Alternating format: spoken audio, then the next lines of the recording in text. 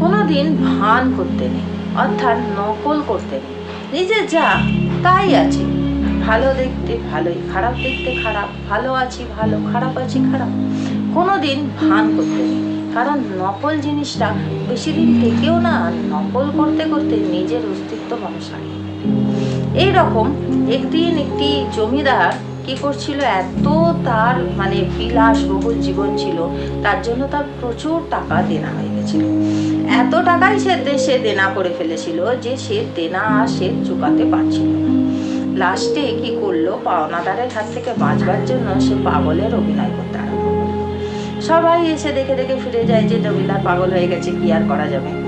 কোনো ডাক্তার ভর্তি, কোনো কেউ সারাতে পারলো না। তখন এক বৈদ্য এসে বলছে যে জমিদার মশাই, আপনি ভান করতে করতে যে আসল হয়ে যাচ্ছে, তখন আপনি নিজের অস্তিত্বটাই তো হারিয়ে ফেলবেন। এর মধ্যেই তো দেখছি আপনার মাথায় অনেকটাই ছিট হয়ে গেছে, তাহলে আপনি নিজের অস্তিত্বটাই হারিয়ে ফেলবেন, সুতরাং নকল আর করবেন না।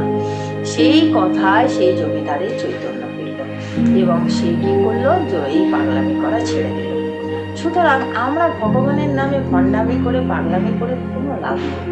শুধু নিজের মন থেকে প্রেম করে শুধু বলতে হবে জয় শ্রীকৃষ্ণ, রাধে রাধে, তাহলেই সমস্ত কাজ খুব তাড়াতাড়ি সম্পন্ন হবে এবং সেই কাজের জন্য কারোর কাছে কোনো অসুবিধাজনক অবস্থা তৈরি হবে না।